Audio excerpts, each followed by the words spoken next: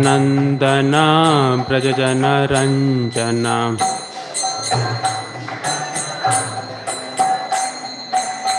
Yashodanandana Brajajana Ranjana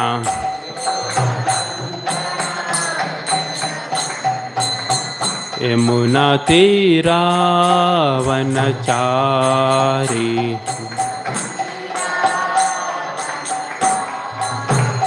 Jaya Radha Madhava Kunja Bihari Jaya Radha Madhava Kunja Bihari Hare Krishna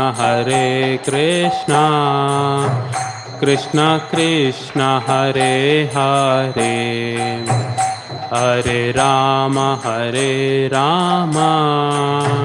Rama Rama Hare Hare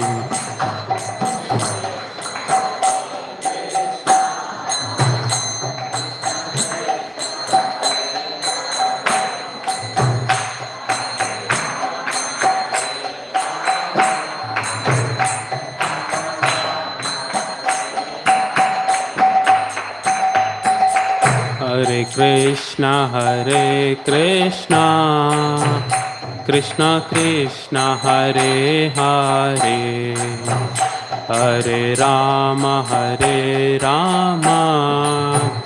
Rama Rama Hare Hare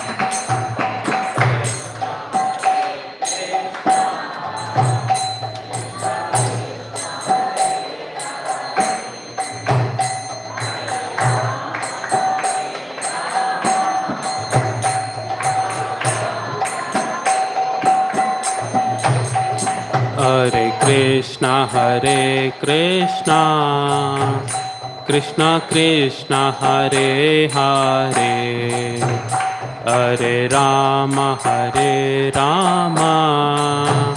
Rama Rama Hare Hare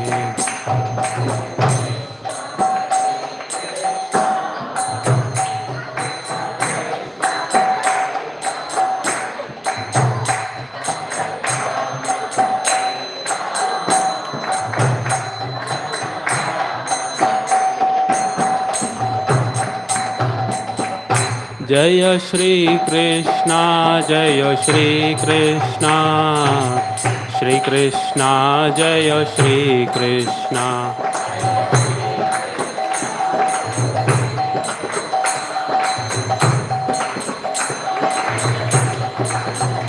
Jaya Dayalitai Jaya Gaura Hari Dayalitai Jaya Gaura Hari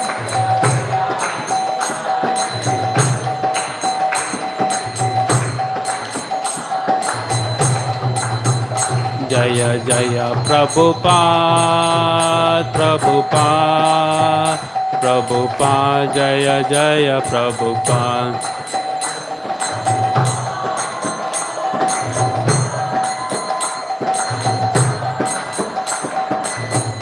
Jaya Jaya Gurudev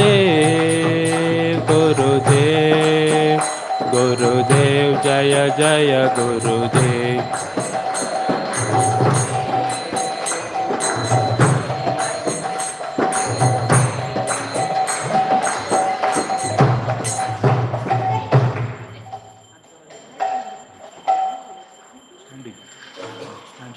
Om Namo Bhagavate Vasudevaya Om Namo Bhagavate Vasudevaya Om Namo Bhagavate Vasudevaya Om Namo Bhagavate Vasudevaya Narayanam Namaskrityam Naram Chaiva Narottamam Devim Saraswatim Vyasam Tato Jayamudiraye Nashtaprayesha Bhadreshu Nityam Bhagavata Sevaya Bhagavati Uttama Shloke Bhaktir Bhavati Naishtaki नमो विष्णुपादाय नमः ओं विष्णुपादाय कृष्णपृष्ठाय भूतले कृष्णपृष्ठाय भूतले श्रीमती भक्तिवेदांत श्रीमते भक्तिवेदांत स्वामिनिति नामिने स्वामिनिति नामिने नमस्ते सरस्वती देवी नमस्ते सरस्वती देवे गौरवाणी प्रचारिणे गौरवाणी प्रचारिणे निर्विशेष शून्यवादी निर्विशेष शून्यवादी पाश्चात्य देशतारिणे पाश्चात्य देशतारिणे जय श्री कृष्ण चैतन्य जय श्री कृष्ण चैतन्य प्रभु नित्यानंद प्रभु नित्यानंद श्री अद्वैत गदाधर श्री अद्वैत गदाधर श्रीवासादि गौर भक्तवृंद श्रीवासादि गौर भक्त वृंद हरे कृष्णा हरे कृष्णा हरे कृष्णा कृष्ण कृष्णा हरे हरे कृष्ण कृष्ण हरे हरे हरे राम हरे राम हरे राम हरे राम राम राम हरे हरे राम राम हरे हरे वाञ्छाकल्पतरुभ्यश्च कृपा सिन्धुभ्येव च पतितनां पावनेभ्यो वैष्णवेभ्यो नमो नमः. Hare Krishna. Today we will be discussing on Srimad Bhagavatam, first canto, 11th chapter, 34th verse. Hare Krishna. ಈ ದಿನ ನಾವು ಶ್ರೀಮದ್ ಭಾಗವತಂ ಮೊದಲನೇ ಸ್ಕಂದ 11ನೇ ಅಧ್ಯಾಯ 34ನೇ ಶ್ಲೋಕದಿಂದ ತಿಳುವಳಿಕೆ ಪಡಿತಾ ಇದ್ದೀವಿ. So I'll repeat the shloka. Kindly repeat. एवं नृपाणां कृषिभारजन्मनाम् एवं कृपाणां क्षितिभारजन्मना अक्षोहिणीभिर्परिवृत्ततेजसाम् मक्षोहिणीभिः परिवृत्ततेजसां विधाय वैरं श्वसनो यथानलम् विधाय वैरं श्वसनो यथानलं मिथो वदेनो परतो निरायुधा मिथो वधेनो परतो निरायुधः एवं नृपाणां श्रुतिभारजन्मनाम् एवं नृपाणां क्षितिभारजन्मना अक्षोहिणीभिर्परिवृत्ततेजसाम् अक्षोहिणीभिः परिवृत्ततेजसां विधाय वैरं श्वसनो यथानलम् विधाय वैरं श्वसनो यथानलं मिथो वदेनो परतो निरायुधा मिथो वधेनो परतो निरायुधा एवं नृपाणां क्षितिभारजन्मनाम् एवं नृपाणां क्षितिभारजन्मना अक्षोहिणीभिः परिवृत्ततेजसाम् मक्षोहिणीभिः परिवृत्ततेजसां विधाय वैरं श्वसनो यथानलम् विधाय वैरं श्वसनो यथानलं मिथो वदेनो परतो निरायुधा मिथो वधेनो परतो निरायुधा. Translation and purport. Anybody would like to repeat? एवं नृपाणां क्षितिभारजन्मना मक्षोहिणीभिः परिवृत्ततेजसां विधाय वैरं श्वसनो यथानलं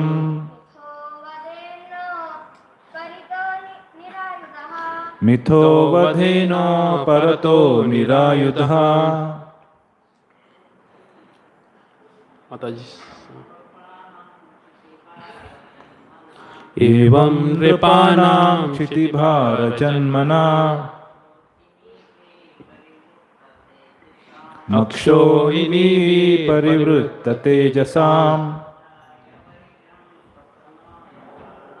विधाय वैरं श्वसनो यथानलं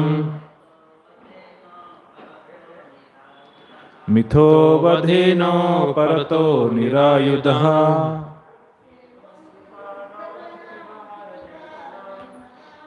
एवं नृपाणां क्षितिभारजन्मना मक्षोहिणीभिः परिवृत्ततेजसां मिथाय वैरं श्वसनो यथानलम् मिथो वधेनो परतो निरायुधा.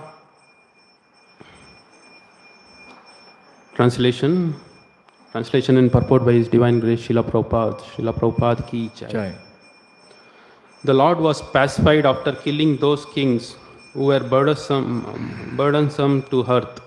They were puffed up with their military strength, their horses, elephants, chariots, infantry, etc.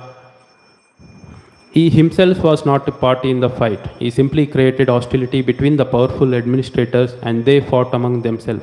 He was like a wind which caused friction between the bamboos and so sparks a fire. ಅನುವಾದ. ಭೂಭಾರರಾಗಿದ್ದ ರಾಜರುಗಳನ್ನು ಕೊಂದು ಶ್ರೀಕೃಷ್ಣನು ತೃಪ್ತನಾದನು. ಅವರೆಲ್ಲರೂ ತಮ್ಮಲ್ಲಿದ್ದ ಕುದುರೆಗಳು, ಆನೆಗಳು, ರಥಗಳು ಮತ್ತು ಪದಾತಿಗಳಿಂದ ಕೂಡಿದ ಸೇನಾ ಬಲದಿಂದ ಸೊಕ್ಕಿದ್ದರು. ಆ ಯುದ್ಧದಲ್ಲಿ ಶ್ರೀಕೃಷ್ಣನು ತಾನೇ ಒಂದು ಪಕ್ಷವಾಗಿ ಹೋರಾಡಲಿಲ್ಲ. ಅವನು ಕೇವಲ ಬಲಿಷ್ಠ ರಾಜರುಗಳಲ್ಲಿ ಶತ್ರುತ್ವವನ್ನು ಹುಟ್ಟಿಸಿದ್ದನು. ಅವರು ತಮ್ಮಲ್ಲೇ ಕಾದಾಡಿಕೊಂಡರು. ಬಿದಿರು ಮಳೆಗಳು ಪರಸ್ಪರ ತಿಕ್ಕಾಡಿ ಕಿಡಿ ಹುಟ್ಟಿಸಲು ಕಾರಣವಾದ ಗಾಳಿಯಂತಿದ್ದನು Shrikrishna. Purport.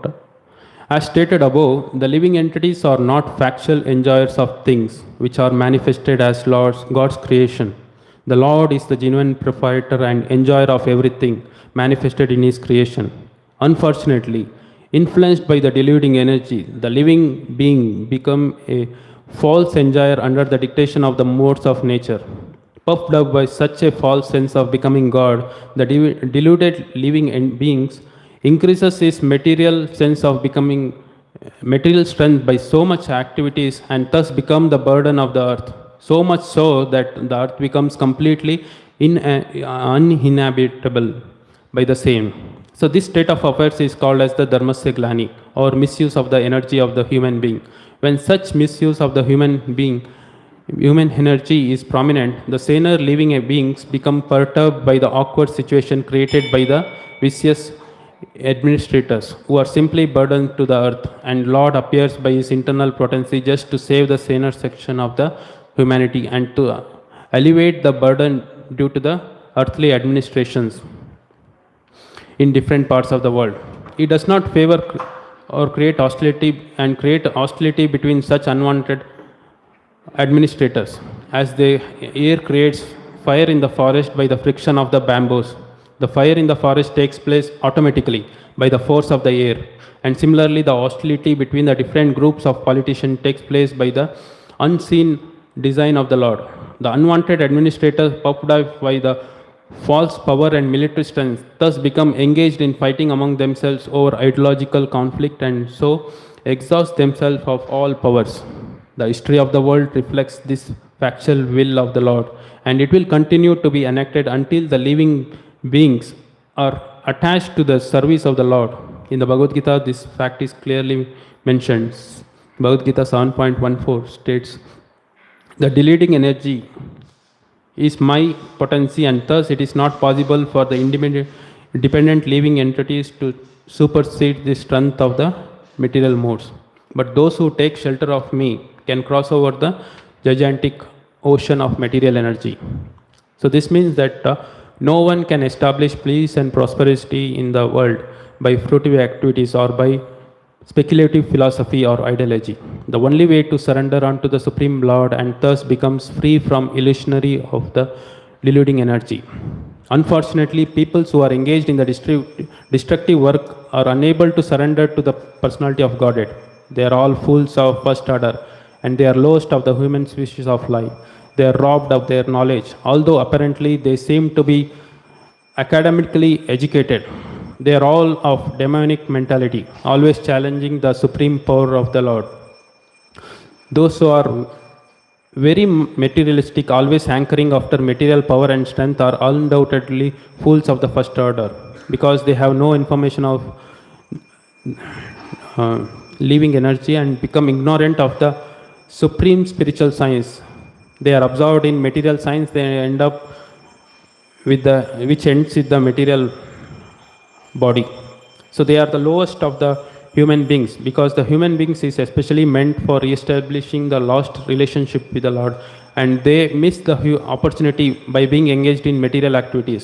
They are robbed of their knowledge because even after prolonged speculation, they cannot reach to the stage of knowing the personality of Godhead. That is the summum bonum of everything. And all of them are men of demonic principle, and they suffer the consequences as did such materialistic heroes as Ravana, Hiranyakashipu, Kamsa and others. ಭಾವಾರ್ಥ: ಮೇಲೆ ಹೇಳಿದಂತೆ ಜೀವಿಗಳು ಭಗವಂತನ ಸೃಷ್ಟಿಯಲ್ಲಿ ವ್ಯಕ್ತವಾಗುವ ವಸ್ತುಗಳ ನಿಜವಾದ ಭೋಗಿಗಳಲ್ಲ. ದೇವರು ನಿಜವಾದ ಒಡೆಯ ಮತ್ತು ತನ್ನ ಸೃಷ್ಟಿಯಲ್ಲಿ ಪ್ರಕಟವಾದ ಪ್ರತಿಯೊಂದರ ಭೋಕ್ತಾರ. ದುರದೃಷ್ಟದಿಂದ ಮರಳುಗೊಳಿಸುವ ಶಕ್ತಿಯ ಪ್ರಭಾವಕ್ಕೆ ಒಳಗಾಗಿ ಜೀವಿಯು ಪ್ರಕೃತಿ ಗುಣಗಳ ಆದೇಶದ ಮೇರೆಗೆ ಮಿಥ್ಯಾ ಭೋಗಿ ಆಗುತ್ತಾನೆ. ತಾನೇ ದೇವರಾಗುವನೆಂಬ ಮಿಥ್ಯಾ ಭಾವನೆಯಿಂದ ಉಬ್ಬಿ ಹೋಗಿ ಭ್ರಾಂತಿಗೊಳಗಾದ ಜೀವಿಯು ಅನೇಕ ಕಾರ್ಯಚಟುವಟಿಕೆಗಳಿಂದ ತನ್ನ ಲೌಕಿಕ ಶಕ್ತಿಯನ್ನು ಹೆಚ್ಚಿಸಿಕೊಂಡು ಭೂಮಿಗೆ ಭಾರವಾಗುತ್ತಾನೆ. ಹೀಗಾಗಿ ವಿವೇಕಿಗಳು ಭೂಮಿಯ ಮೇಲೆ ವಾಸಿಸಲು ಸಾಧ್ಯವಾಗದಂತೆ ಹೀಗಾಗಿ ವಿವೇಕಿಗಳು ಭೂಮಿಯ ಮೇಲೆ ಸ್ಥಾಪಿಸಲು ಸಾಧ್ಯವಾಗುವಂತೆ ಆಗುತ್ತದೆ. ಇಂತಹ ಸ್ಥಿತಿಯನ್ನು ಧರ್ಮಸ್ಯ ಗ್ಲಾನಿ ಅಥವಾ ಮಾನವ ಶಕ್ತಿಯ ದುರುಪಯೋಗ ಎನ್ನುತ್ತಾರೆ. ಹೀಗೆ ಮಾನವ ಶಕ್ತಿಯ ದುರುಪಯೋಗ ಅತಿಯಾದಾಗ ಭೂಮಿಗೆ ಕೇವಲ ಭಾರವಾದ ದುಷ್ಟ ಆಡಳಿತಗಾರರಿಂದ ವಿಷಮ ಸನ್ನಿವೇಶಗಳು ನಿರ್ಮಾಣಗೊಳ್ಳುತ್ತವೆ. ವಿವೇಕಿಗಳಾದವರು ಇದರಿಂದ ಮನಕ್ಷೋಭೆಗೊಳಗಾಗುತ್ತಾರೆ. ಆಗ ಮಾನವರಲ್ಲಿ ವಿವೇಕಿಗಳಾದವರನ್ನು ರಕ್ಷಿಸಲು ಮತ್ತು ಜಗತ್ತಿನ ನಾನಾ ಭಾಗಗಳಲ್ಲಿ ದುಷ್ಟ ಅಧಿಕಾರಿಗಳ ಭಾರವನ್ನು ನಿವಾರಿಸಲು ಭಗವಂತನು ತನ್ನ ಅಂತರಂಗ ಶಕ್ತಿಯಿಂದ ಆವಿರ್ಭಾವವಾಗುತ್ತಾನೆ. ಅವನು ದುಷ್ಟ ಅಧಿಕಾರಿಗಳಲ್ಲಿ ಯಾರೊಬ್ಬರನ್ನೂ ಅನುಗ್ರಹಿಸುವುದಿಲ್ಲ. ಗಾಳಿಯು ಬಿದಿರು ಮಲೆಗಳ ನಡುವೆ ತಿಕ್ಕಾಟ ಉಂಟು ಮಾಡಿ ಬೆಂಕಿಯನ್ನು ಉತ್ಪತ್ತಿ ಮಾಡುವಂತೆ ದೇವರು ತನ್ನ ನಿಗೂಢ ಶಕ್ತಿಯಿಂದ ಅನಪೇಕ್ಷಿತ ಆಡಳಿತಗಾರರ ನಡುವೆ ಶತ್ರುಗಳನ್ನು ಹುಟ್ಟಿಸುತ್ತಾನೆ. ಗಾಳಿಯ ಒತ್ತಡದಿಂದ ಕಾಡಿನಲ್ಲಿ ಬೆಂಕಿ ತಾನಾಗಿಯೇ ಹೊತ್ತಿಕೊಳ್ಳುತ್ತದೆ. ಅದೇ ರೀತಿ ಕಣ್ಣಿಗೆ ಕಾಣದ ದೇವರ ಸಂಕಲ್ಪದಿಂದ ರಾಜಕಾರಣಿಗಳ ನಾನಾ ಗುಂಪುಗಳ ನಡುವೆ ವೈರತ್ವ ಉಂಟಾಗುತ್ತದೆ. ಮಿಥ್ಯಾಬಲ ಮತ್ತು ಸೈನಿಕ ಶಕ್ತಿಯಿಂದ ಉಬ್ಬಿಹೋದ ಅನಪೇಕ್ಷಿತ ಅಧಿಕಾರಿಗಳು ಶಾಶ್ವತ ತಾತ್ವಿಕ ತಿಕ್ಕಾಟದಿಂದ ತಮ್ಮೊಳಗೆ ಯುದ್ಧ ನಿರತರಾಗಿ ತಮ್ಮ ಸರ್ವಶಕ್ತಿಯನ್ನು ಕಳೆದುಕೊಳ್ಳುತ್ತಾರೆ. ಜಗತ್ತಿನ ಇತಿಹಾಸವು ವಾಸ್ತವಿಕವಾದ ಈ ಭಗವದ್ದಿಚ್ಛೆಯನ್ನು ಪ್ರತಿಬಿಂಬಿಸುತ್ತದೆ ಮತ್ತು ಜೀವಿಗಳು ಭಗವಂತನ ಸೇವಾನಿರತರಾಗುವವರೆಗೆ ಇದು ಹೀಗೆಯೇ ಮುಂದುವರಿಯುತ್ತದೆ. ಭಗವದ್ಗೀತೆಯಲ್ಲಿ ಇದು ಸ್ಪಷ್ಟವಾಗಿ ವರ್ಣಿತವಾಗಿದೆ. ಭಗವದ್ಗೀತಾ 7ನೇ ಅಧ್ಯಾಯ 14ನೇ ಶ್ಲೋಕದಲ್ಲಿ ಅಲ್ಲಿ ಹೀಗೆ ಹೇಳಿದೆ: ಮರಳುಗೊಳಿಸುವ ಶಕ್ತಿ ಅದು ನನ್ನ ಶಕ್ತಿ. ಅವಲಂಬಿತ ಜೀವಿಗಳು ಈ ಮಾಯೆಯ ಶಕ್ತಿಯನ್ನು ದಾಟುವುದು ಸಾಧ್ಯವಿಲ್ಲ. ಆದರೆ ಯಾರು ನನ್ನಲ್ಲಿ ಎಂದರೆ ಶ್ರೀಕೃಷ್ಣನಲ್ಲಿ ಆಶ್ರಯ ಪಡೆಯುತ್ತಾರೋ ಅವರು ಭೌತಿಕ ಶಕ್ತಿಯ ಮಹಾಸಾಗರವನ್ನು ದಾಟಬಲ್ಲರು. ಎಂದರೆ ಯಾರೇ ಆಗಲಿ ಕಾಮ್ಯ ಕರ್ಮಗಳಿಂದ ಊಹಾಪೋಹ ಅಥವಾ ಭಾವನಾತ್ಮಕ ದರ್ಶನದಿಂದ ಜಗತ್ತಿನಲ್ಲಿ ಶಾಂತಿ ಸಮೃದ್ಧಿಗಳನ್ನು ಸ್ಥಾಪಿಸಲಾರರು.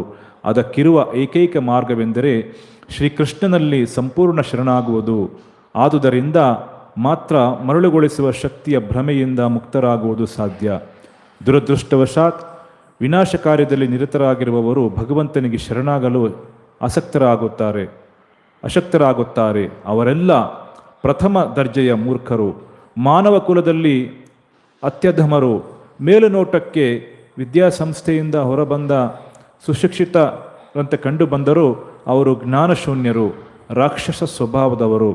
ಅವರು ಭಗವಂತನ ಪರಮ ಶಕ್ತಿಗೆ ಯಾವಾಗಲೂ ಸೆಡ್ಡು ಹೊಡೆದು ನಿಲ್ಲುತ್ತಾರೆ. ಅತಿ ಪ್ರಾಪಂಚಿಕರಾದವರು ಮತ್ತು ಭೌತಿಕ ಶಕ್ತಿ, ಅಧಿಕಾರ ಇವುಗಳಿಂದ ಹಂಬಲಿಸುತ್ತಿರುವರು. ನಿಸ್ಸಂಶಯವಾಗಿ ಪ್ರಥಮ ದರ್ಜೆಯ ಮೂರ್ಖರು, ಏಕೆಂದರೆ ಅವರಿಗೆ ಜೀವಂತ ಚೈತನ್ಯದ ಅರಿವಿಲ್ಲ. ಶ್ರೇಷ್ಠವಾದ ಆಧ್ಯಾತ್ಮಿಕ ವಿಜ್ಞಾನವನ್ನು ಅರಿಯದ ಅವರು ಭೌತಿಕ ವಿಜ್ಞಾನದಲ್ಲಿ ಮಗ್ನರಾಗುತ್ತಾರೆ. ಈ ಭೌತಿಕ ವಿಜ್ಞಾನವಾದರೂ ದೇಹದೊಂದಿಗೆ ಕೊನೆಗೊಳ್ಳುತ್ತದೆ. ಅವರು ಮಾನವರಲ್ಲಿ ಅಧಮರು, ಏಕೆಂದರೆ ಮಾನವ ಜೀವನವು ದೇವರೊಡನೆ ತಪ್ಪಿಹೋದ ಸಂಬಂಧವನ್ನು ಪುನಃ ಸ್ಥಾಪಿಸಿಕೊಳ್ಳುವ ಸಲುವಾಗಿ ಆಗಿದೆ. ಆದರೆ ಅವರು ಭೌತಿಕ ಚಟುವಟಿಕೆಗಳಲ್ಲಿ ನಿರತರಾಗಿರುವುದರಿಂದ ಈ ಅವಕಾಶವನ್ನು ಕಳೆದುಕೊಳ್ಳುತ್ತಾರೆ. ಅವರು ಜ್ಞಾನಶೂನ್ಯರು, ಏಕೆಂದರೆ ದೀರ್ಘ ಚಿಂತನೆಯ ಬಳಿಕವೂ ಅವರು ಎಲ್ಲದರ ಸರ್ವಸ್ವನಾದ ದೇವೋತ್ತಮ ಪರಮಪುರುಷನನ್ನು ಅರಿಯುವ ಮಟ್ಟಕ್ಕೆ ಮುಟ್ಟಲಾರರು. ಅವರೆಲ್ಲ ರಾಕ್ಷಸ ಸ್ವಭಾವದವರು. ಪ್ರಾಪಂಚಿಕ ವೀರರಾದ ರಾವಣ, ಹಿರಣ್ಯಕಶಿಪು, ಕಂಸ ಮೊದಲಾದವರಂತೆ ಆ ಸ್ವಭಾವದ ಫಲವನ್ನು ಅನುಭವಿಸುತ್ತಾರೆ. Hare Krishna. Hare Krishna. So firstly, I would like to welcome all for the Sunday Bhagavatam class, and I request and pray to the seniors that I do this seva properly. ಮೊದಲನೇದಾಗಿ ಈ ಭಾನುವಾರದ ಕಾರ್ಯಕ್ರಮಕ್ಕೆ ಎಲ್ಲರಿಗೂ ಸ್ವಾಗತವನ್ನು ಬಯಸ್ತಾ ಇದ್ದಾರೆ ಪ್ರಭುಗಳು, ಮತ್ತು ಎಲ್ಲ ವೈಷ್ಣವರ ಹಿರಿಯ ಭಕ್ತರ ಕೃಪೆಯನ್ನು ಕೇಳಿಕೊಳ್ತಾ ಇದ್ದಾರೆ ಅವ್ರಿಗೆ ಕೊಟ್ಟಂಥ ಈ ಸೇವೆಯನ್ನು ಸರಿಯಾಗಿ ನಿರ್ವಹಿಸಲಿಕ್ಕೋಸ್ಕರ. In the previous shlokas, that is Lord's entrance to the Dwaraka, we saw some nectarian pastimes of the Lord, where Lord is how the family members reciprocated with the Lord, then how the residents reciprocated with the Lord, and how their son, their family members, their wife, everybody, how they in a loving relationship they could not feel the separation, and how they expressed that, we saw that.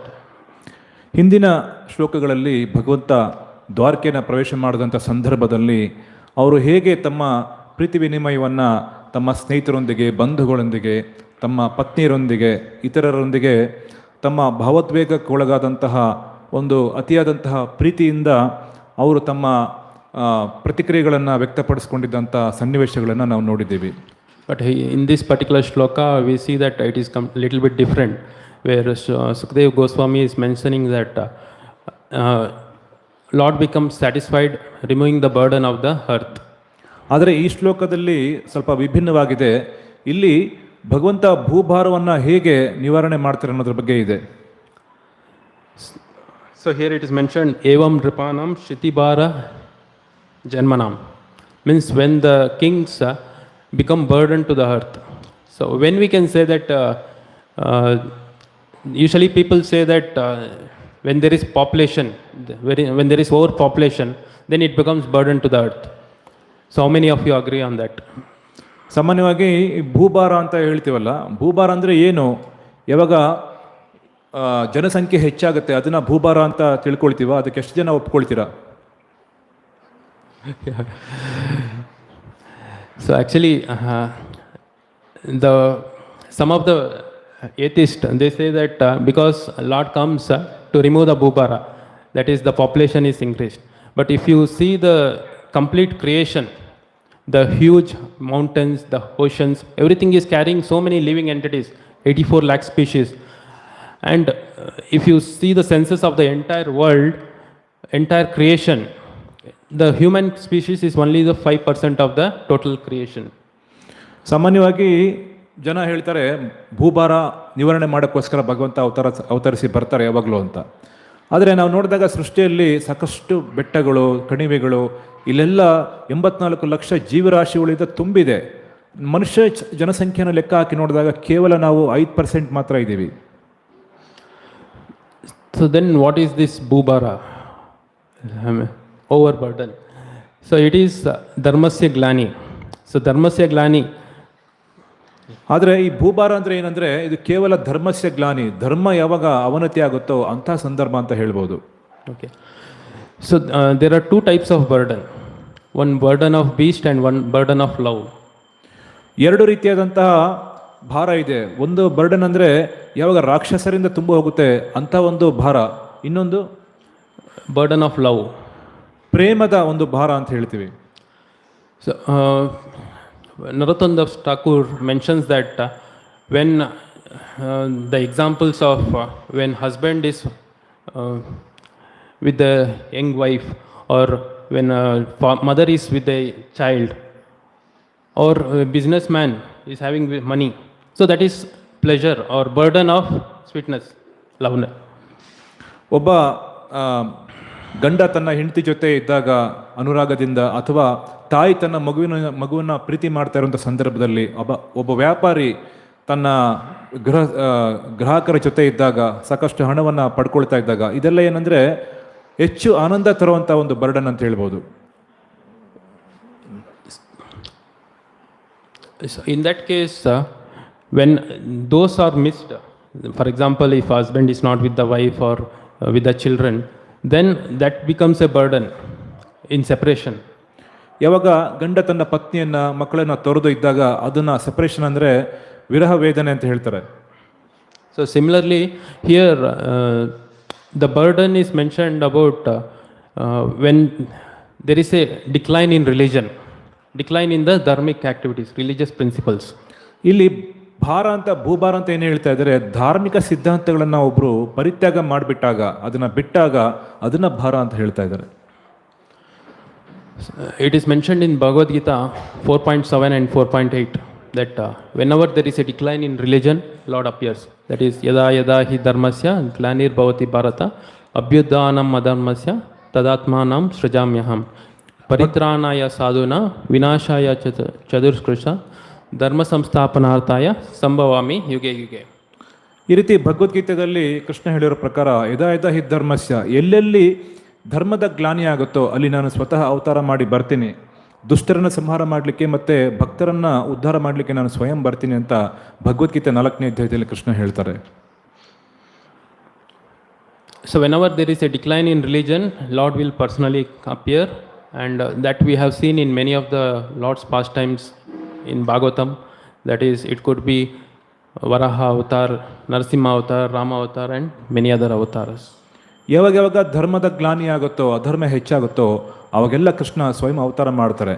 ನಾವು ಹಿಂದಿನ ಇತಿಹಾಸದಲ್ಲಿ ನೋಡಿದಾಗ ಕೃಷ್ಣ ಸ್ವಯಂ ವರಹ ರೂಪದಲ್ಲಿ, ನರಸಿಂಹ ರೂಪದಲ್ಲಿ ಅನೇಕ ಅವತಾರಗಳಲ್ಲಿ ಬಂದಿರೋದನ್ನು ನಾವು ನೋಡಿದ್ದೀವಿ. In the Bhagavatam, first cantos, 17th verse and 38th shloka, so when this is the starting of Kali Yuga, and when Kali is entering this planet, so he asked residence in with the Parikshit Maharaj where I can reside. Shrimad Bhagavatam 11ನೇ Skanda first ಮೊದಲನೇ ಸ್ಕಂದದಲ್ಲಿ ಕೊನೆ ಭಾಗದಲ್ಲಿ ಕಲಿ ಕೇಳ್ತಾರೆ, ಕಲಿ ನಾನು ಎಲ್ಲಿರಲಿ, ಕಲಿಯುಗದಲ್ಲಿ ಎಲ್ಲಿ ನಾನು ವಾಸ ಮಾಡಲಿ ಅಂತ ಕೇಳಿದಾಗ, so at that time when Parikshit Maharaj was ruling the planet, there was complete full of auspiciousness, and Kali could not find a place for residing. So he asked 4 places. That is, wherever there is gambling, wherever there is intoxication, wherever there is meat eating, and wherever there is illicit sex or prostitution. So he asked those 4 places. Parikshit ಮಹಾರಾಜರು ಯಾವಾಗ ರಾಜ್ಯವನ್ನು ಆಳ್ತಾ ಇದ್ರು, ಎಲ್ಲ ಕಡೆ ಸುಭಿಕ್ಷವಾಗಿ ರಾಜ್ಯ ಇತ್ತು, ಪರಮ ಮಂಗಳಕರವಾಗಿ ಎಲ್ಲ ನಡೀತಾ ಇತ್ತು. ಆದರೆ ಯಾವಾಗ ಕಲಿ ತನ್ನ ಇರುವಿಕೆಗಾಗಿ ಸ್ಥಳವನ್ನು ಕೇಳ್ತಾನೆ, ಆ ಸ್ಥಳವನ್ನು ಯಾವ ರೀತಿ ಆಯ್ಕೆ ಮಾಡ್ತಾನೆ ಅಂದರೆ, ಎಲ್ಲಿ ಮದ್ಯಪಾನ, ಮಾಂಸಾಹಾರ, ಜೂಜು ಮತ್ತು ಅನೈತಿಕ ಸಂಬಂಧಗಳಿದೆಯೋ ಅಲ್ಲಿ ನನಗೆ ಸ್ಥಾನ ಕೊಡು ಅಂತ ಕೇಳ್ತಾರೆ. Parikshit Maharaj agreed, but Kali could not find such a place that time. Parikshit ಮಹಾರಾಜ ಒಪ್ಕೋತಾನೆ, ಆದರೆ ಕಲಿಗೆ ಅಂಥ ಒಂದು ಸ್ಥಳಗಳೇ ಸಿಕ್ಕೋದಿಲ್ಲ, ಯಾಕೆಂದರೆ ಆ ಯಾವುದು ಅಧರ್ಮಗಳು ಅಲ್ಲಿ ನಡೀತಾ ಇರೋದಿಲ್ಲ. So he agreed to give one more option where there is extensive lust for gold, so there he can reside. ಆದರೆ ಇನ್ನೊಂದು ಅವಕಾಶವನ್ನು ಸಹ ಕೇಳ್ತಾನೆ, ಎಲ್ಲಿ ಅತಿ ಹೆಚ್ಚಾದಂತಹ ಚಿನ್ನದ ಸಂಗ್ರಹ ಇರುತ್ತೋ, ಚಿನ್ನವನ್ನು ಯಾರು ಸಂಗ್ರಹ ಮಾಡಿರ್ತಾರೋ ಅಲ್ಲಿನ ಸಹ ನಾನು ವಾಸ ಮಾಡುವಂಥ ಅವಕಾಶ ಕೊಡು ಅಂತ ಕೇಳ್ತಾರೆ. So but nowadays as the Kali Yuga is advancing, we see these 4 principles, that is no meat eating, no gambling, no intoxication and no illicit sex, that is been promoted as a part of dharma even from the government point of view. ಇಲ್ಲಿ ಕಲಿಯುಗದಲ್ಲಿ ಸಹ ನಾವು ನೋಡ್ತೀವಿ, ಈ ಮಾಂಸಾಹಾರ, ಮದ್ಯಪಾನ, ಅನೈತಿಕತೆ ಇದೆಲ್ಲ ಸರ್ಕಾರದ ಅಲ್ಲಿ ಸಹ ಏನಂತ ಹೇಳಿದರೆ ಅದನ್ನು ನಿಷೇಧವನ್ನು ಹೇರಲಾಗಿದೆ. So government is encouraging, some of the government is encouraging the opening of slaughterhouses. ಕೆಲವೊಂದು ಸರ್ಕಾರದಲ್ಲಿ ಸಹ ನಾವು ನೋಡ್ಬೋದು ಕಸಾಯಿಖಾನೆಗಳನ್ನು ತೆಗೆಯೋದಕ್ಕೆ ಒಂದು ಪರವಾನಗಿ ಕೊಡ್ತಾ ಇದ್ದಾರೆ. And intoxication, so they are encouraging people to drink. ಮತ್ತೆ ಇಂಟಾಕ್ಸಿಕೇಶನ್ ಸಹ ಅಂದರೆ ಮದ್ಯಪಾನವನ್ನು ಸಹ ಪ್ರೋತ್ಸಾಹವನ್ನು ಮಾಡ್ತಾ ಇದ್ದಾರೆ. So government officials are having targets. So this much barrels of liquor should go every month. Government ಆಫೀಸರ್ಗಳಿಗೆ ಒಂದು ಟಾರ್ಗೆಟ್ ಕೊಟ್ಟಿರ್ತಾರೆ, ಪ್ರತಿ ತಿಂಗಳು ಇಷ್ಟು ಒಂದು ಮದ್ಯವನ್ನು ನೀವು ಮಾರಲೇಬೇಕು ಅಂತ. So So Prabhupada mentions that these are required, but it should not be forced on that. Means there should be a minimum. Whoever is not able to control their senses, or so that they can take up this. Prabhupada ಹೇಳ್ತಾರೆ, ಯಾರಿಗೆ ತಮ್ಮ ಇಂದ್ರಿಯಗಳ ಮೇಲೆ ನಿಯಂತ್ರಣ ಇಲ್ವೋ ಅಂಥವ್ರಿಗೋಸ್ಕರ ಇದು ಒಂದು ಸಾಧಾರಣ ಪ್ರಮಾಣದಲ್ಲಿ ಇರಬೇಕು ಸಮಾಜದಲ್ಲಿ ಅಂತ. And even in the case of gambling, so now it has become a open, like government is promoting, and even in the apps you see so many apps which includes gambling. ಈ ಒಂದು ಜೂಜಾಟ ಸಹ ಇವತ್ತು ಇದಕ್ಕೆ ಹೊರತಾಗಿಲ್ಲ. ಇವತ್ತು ನಾವು ನೋಡ್ಬೋದು, ಸರ್ಕಾರ ಇದಕ್ಕೆ ಎಲ್ಲ ಕಡೆ ಉತ್ತೇಜನವನ್ನು ಕೊಡ್ತಾ ಇದೆ. ನಾವು ಮೊಬೈಲ್ ಅಪ್ಲಿಕೇಶನ್ನಲ್ಲಿ ಸಹ ಗ್ಯಾಂಬ್ಲಿಂಗ್ ಮಾಡೋದಕ್ಕೆ ಸಾಕಷ್ಟು ಒಂದು ಮೊಬೈಲ್ ಆ್ಯಪ್ಗಳು ಸಹ ಬಂದ್ಬಿಟ್ಟಿದೆ. So as per the survey, 50% of the accidents whatever is taking place, so that is because of the drinking. 50% of whatever the accidents, it is related to the person having drunk. ಒಂದು survey ಮುಖಾಂತರ ನೋಡೋದಾದರೆ 50% accident ಅಪಘಾತಗಳು ಏನಾಗ್ತಾ ಇದೆ ಅದೆಲ್ಲನೂ drink and ಡ್ರೈವಿಂದ ಆಗ್ತಾ ಇದೆ ಅಂತ ಹೇಳ್ತಾರೆ. ಯಾರು ವಾಹನ ಚಾಲನೆ ಮಾಡೋರು ಮದ್ಯಪಾನ ಮಾಡಿ ಓಡಿಸೋದ್ರಿಂದ 50% ಆಕ್ಸಿಡೆಂಟ್ಗಳಾಗ್ತಾ ಇದೆ ಅಂತೆ. And 60% of the domestic violence, it is due to this alcohol. 60% ಏನು ನಾವು ನೋಡ್ತಾ ಇದ್ದೀವಿ ಎಲ್ಲ ಕಡೆ ಈ ಕ್ರೋಧ, ಈ ಒಂದು ಸಾಕಷ್ಟು ಕ್ರೂರವಾದಂಥ ಕೃತ್ಯಗಳು ಏನಿದೆ, ಅಪರಾಧಗಳು, ಇದೆಲ್ಲ ಮದ್ಯಪಾನದಿಂದ ಆಗ್ತಾ ಇದೆ. And 75% of all the crimes, it is because of the alcohol. 75% ಈ ಪ್ರತಿಶತ ಏನು ನಾವು ಕ್ರೈಮ್ ನಡೀತಾ ಇದೆ ಇವತ್ತು ಪ್ರಪಂಚದಲ್ಲಿ, ಅದೆಲ್ಲ ಈ ಆಲ್ಕೋಹಾಲಿಂದ ಆಗ್ತಾ ಇದೆ. And 1,30,000 people die due to tobacco. 1,30,000 ಜನ ಟೊಬ್ಯಾಕೋಯಿಂದ ಪ್ರತಿದಿನ ಸಾಯ್ತಾ ಇದ್ದಾರೆ. And many die due to AIDS. ಸಾಕಷ್ಟು ಜನ ಏಡ್ಸ್ ಅಂತ ಕಾಯಿಲೆ ಇದ್ದ ಸಹ ಸಾಯ್ತಾ ಇದ್ದಾರೆ. So in this Kali Yuga already the people are in anxiety and distress, but this following this not following these four regulative principles, it is increasing the burden of the earth. ಈಗಾಗಲೇ ಈ ಒಂದು ಕಲಿಯುಗದಲ್ಲಿ ಸಾಕಷ್ಟು ಜನ ಕ್ಷೋಭೆಗೆ ಒಳಗಾಗಿದ್ದಾರೆ, ಆತಂಕಕ್ಕೆ ಒಳಗಾಗಿದ್ದಾರೆ. ಆದರೆ ಈ 4 ನಿಯಮಗಳನ್ನು ಪಾಲನೆ ಮಾಡದೇ ಇರೋದ್ರಿಂದ ಇಂಥ ಒಂದು ಕೃತ್ಯಗಳು ಇನ್ನೂ ಹೆಚ್ಚಾಗ್ತಾ ಇದೆ, ಜನ ಇನ್ನೂ ಹೆಚ್ಚು ಡಿಸ್ಟ್ರೆಸ್ ಆಗ್ತಾ ಇದ್ದಾರೆ. So whenever there is a decline in religion, Lord appears.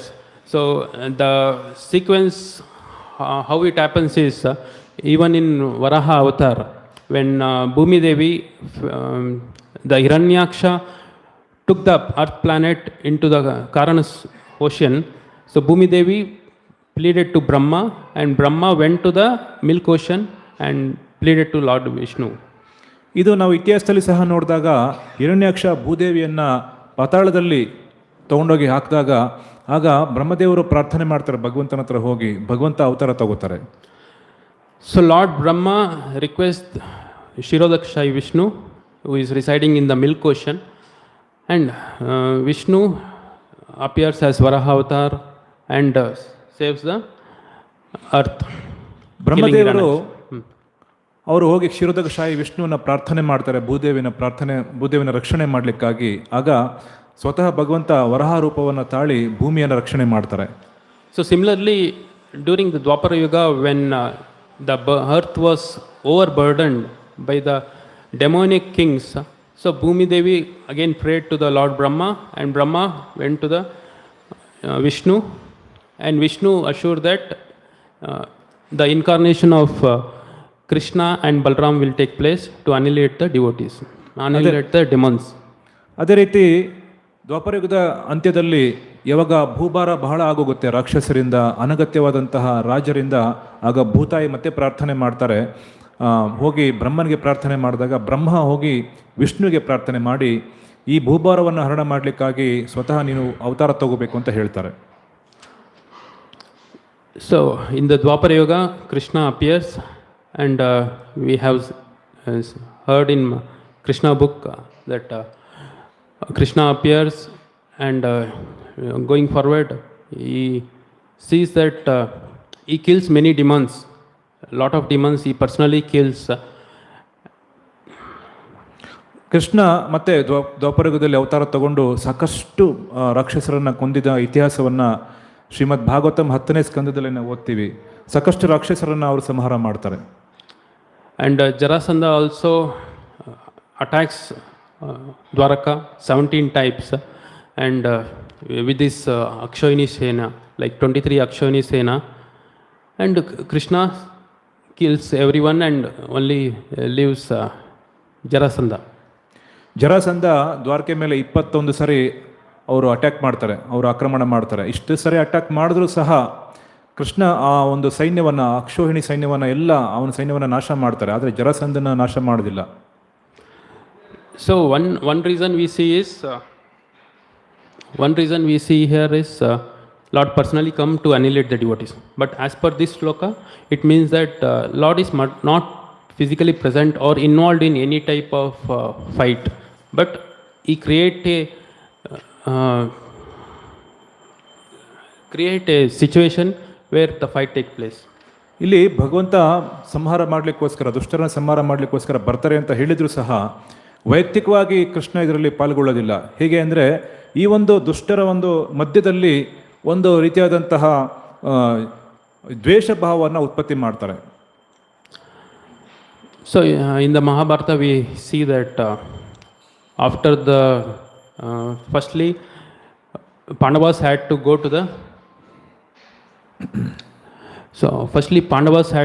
to the forest, and 12 years they had to remain there. So one thing we can understand is it is because of the gambling whatever they had done. ಪ್ರಾರಂಭದಲ್ಲಿ ಮಹಾಭಾರತದಲ್ಲಿ ನಾವು ನೋಡ್ತೀವಿ, ಪಾಂಡವರು 12 ವರ್ಷ ವನವಾಸವನ್ನು ಅನುಭವಿಸ್ತಾರೆ. ಇದಕ್ಕೆಲ್ಲ ಕಾರಣ ಏನಂದರೆ ಈ ಜೂಜಾಟ. So after that when Krishna as a peacemaker comes to Duryodhana, and he asked for 5 lands, 5 places for 5 Pandavas, but Duryodhana says that even 1 inch the tip of needle, that much land also I will not give. ನಂತರ ಕೃಷ್ಣ ಶಾಂತಿದೂತ ಆಗಿ ಹೋಗಿ ದುರ್ಯೋಧನ ಹತ್ರ ಕೇಳ್ತಾರೆ, ಪಾಂಡವರ ಕ್ಷತ್ರಿಯರು, ಅವ್ರಿಗೆ ರಾಜ್ಯಭಾರ ಮಾಡಲಿಕ್ಕೋಸ್ಕರ ದೊಡ್ಡ ರಾಜ್ಯ ಏನು ಬೇಕಾಗಿಲ್ಲ, ಕೇವಲ 5 ಹಳ್ಳಿಗಳನ್ನು ಕೊಡು ಅಂತ ಕೇಳ್ತಾರೆ. ಆದರೆ ದುರ್ಯೋಧನ ನಿರಾಕಾರ ಮಾಡ್ತಾನೆ, ಒಂದು ಸೂಜಿ ಕೊನೆಯಷ್ಟು ಜಾಗ ಸಹ ನಾನು ಕೊಡೋದಿಲ್ಲ ಅಂತ ಹೇಳ್ತಾನೆ. So he tries to attack Krishna, the Supreme Personality of Godhead, and Krishna shows his Vishwarupa and escapes there. Then the war starts. ಆಗ ದುರ್ಯೋಧನ ಕೃಷ್ಣನನ್ನೇ ಆಕ್ರಮಣ ಮಾಡಲಿಕ್ಕೆ ಪ್ರಾರಂಭ ಮಾಡ್ತಾರೆ. ಕೃಷ್ಣ ಆಗ ವಿಶ್ವರೂಪವನ್ನು ಪ್ರಕಟಗೊಳಿಸ್ತಾರೆ, ಅಲ್ಲಿಂದ ಹೊರಗಡೆ ಬರ್ತಾರೆ. ಅಲ್ಲಿಂದ ನಂತರ ಯುದ್ಧ ಸನ್ನದ್ಧ ಆಯಿತು. So now when war is decided, so everybody wants, there are 2 parties, Kauravas and Pandavas. Now everybody wants Pandavas and Kauravas, they want Krishna's army and Krishna to be in their side. ಈಗ ಯುದ್ಧ ಪ್ರಾರಂಭ ಆದಾಗ 2 ಪಕ್ಷ ಆಯಿತು, ಕೌರವರ ಪಕ್ಷ ಮತ್ತು ಪಾಂಡವರ ಪಕ್ಷ. 2 ಪಕ್ಷದವರಿಗೆ ಕೃಷ್ಣ ಮತ್ತು ಕೃಷ್ಣನ ಸೈನ್ಯ ಬೇಕಾಗಿತ್ತು. So when both of them go to Krishna, that is Duryodhana and Arjuna, Krishna says that I will not fight in this battle, but one can take my Narayani Sena. ಆಗ ಕೃಷ್ಣ ಮತ್ತು ಕೃಷ್ಣನನ್ನ ತಮ್ಮ ಪಕ್ಷಕ್ಕೆ ಕರ್ಕೊಳ್ಳೋಕ್ಕೋಸ್ಕರ ದುರ್ಯೋಧನ ಮತ್ತು ಅರ್ಜುನ ಇಬ್ಬರು ಅವ್ರ ಮನೆಗೆ ಹೋಗ್ತಾರೆ. ಹೋದಾಗ ಕೃಷ್ಣ ಹೇಳ್ತಾರೆ, ನಾನು ಯುದ್ಧ ಮಾಡೋದಿಲ್ಲ, ಅಂದರೆ ನಾನು ಅಸ್ತ್ರವನ್ನು ತೊಡೋದಿಲ್ಲ ಅಂತ, ಆದರೆ ನನ್ನ ಸೈನ್ಯವನ್ನು ನಾನು ಬಿಟ್ಕೊಡ್ತೀನಿ ಅಂತ ಹೇಳ್ತಾರೆ. So Duryodhana becomes very happy that he is getting the Narayana Sena, and Arjuna says that okay, I am happy if you are there with my side, that is more enough, you don't need to fight. ಆದರೆ ಸಂದರ್ಭ ಯಾವ ಥರ ಬಂತು ಅಂದರೆ, ನಾರಾಯಣಿ ಸೈನ್ಯ, ಕೃಷ್ಣನ ಸೈನ್ಯ ದುರ್ಯೋಧನನಿಗೆ ಪ್ರಾಪ್ತಿ ಆಯಿತು, ಅದರಿಂದ ಅವನು ಭಾಳ ಸಂತೃಪ್ತಿ ಪಟ್ಟ. ಆದರೆ ಅರ್ಜುನನಿಗೆ ಕೃಷ್ಣ ಸ್ವತಃ, ಕೃಷ್ಣ ನೀನು ನಮ್ಮ ಪಕ್ಷದಲ್ಲಿ ಇದ್ದರೆ ಸಾಕು, ನನಗೆ ಬೇರೆ ಏನು ಬೇಕಾಗಿಲ್ಲ ಅಂತ ಅವನು ಕೃಷ್ಣನ ಸಾನ್ನಿಧ್ಯದಿಂದ ತೃಪ್ತಿ ಪಟ್ಟ. So later on we know how Krishna enacted this the war, and how he managed to complete control over the war, and the Pandavas win. ನಂತರ ಕೃಷ್ಣನ ಒಂದು ಚಾತುರ್ಯದಿಂದ, ಕೃಷ್ಣನ ಒಂದು ಕೃಪೆಯಿಂದ ಯಾವ ರೀತಿ ಪಾಂಡವರು ಅವರ ಸೈನ್ಯ ಕಡಿಮೆ ಇದ್ದರೂ ಸಹ ಭಗವಂತನ ಕೃಪೆಯಿಂದ ಹೇಗೆ ಯುದ್ಧವನ್ನು ಗೆದ್ದರು ಅನ್ನೋದನ್ನು ನಾವು ನೋಡಿದ್ದೀವಿ. So even in Bhagavad Gita, when Bhagavad Gita was spoken, when Arjuna was in distress that I will not fight, then he already mentioned, like he showed the Vishwarupa and told that already these soldiers and all these enemies already they are destroyed. You become a instrument, that's all. ಅರ್ಜುನನಿಗೆ ಯಾವಾಗ ಕ್ಷೋಭೆ ಆಯಿತು, ನಾನು ಯುದ್ಧ ಮಾಡೋದಿಲ್ಲ ಅಂತ ಹೇಳಿ ಅವನು ಒಂದು ನಿರ್ಧಾರವನ್ನು ತಾಳ್ತಾನೆ. ಆಗ ಕೃಷ್ಣ ವಿಶ್ವರೂಪವನ್ನು ತೋರಿಸ್ತಾರೆ, ಬೋಧನೆಯನ್ನು ಕೊಡ್ತಾರೆ. ಆ ವಿಶ್ವರೂಪದಲ್ಲಿ ಈಗಾಗಲೇ ನಾನು ಇವರೆಲ್ಲರನ್ನ ಕೊಂದು ಬಿಟ್ಟಿದ್ದೇನೆ, ನೀನು ನಿಮಿತ್ತ ಮಾತ್ರ ಆಗಿ ಯುದ್ಧ ಮಾಡು ಅಂತ ಹೇಳ್ತಾರೆ. So in the same way, Chaitanya Mahaprabhu has appeared in the Kali Yuga. So but he doesn't kill the demons, but he kills the demonic mentality of the. ಅದೇ ರೀತಿ ಕಲಿಯುಗದಲ್ಲಿ ಕೃಷ್ಣನ ಚೈತನ್ಯ ಮಹಾಪ್ರಭುವಾಗಿ ಅವತರಿಸ್ತಾರೆ. ಆದರೆ ಇಲ್ಲಿ ರಾಕ್ಷಸರನ್ನ ಕೊಲ್ಲೋದಿಲ್ಲ, ಆ ರಾಕ್ಷಸಿ ಪ್ರವೃತ್ತಿ, ಆ ಮನೋಭಾವ ಏನಿದೆ ಅದನ್ನು ಅವರು ಕೊಲ್ತಾರೆ.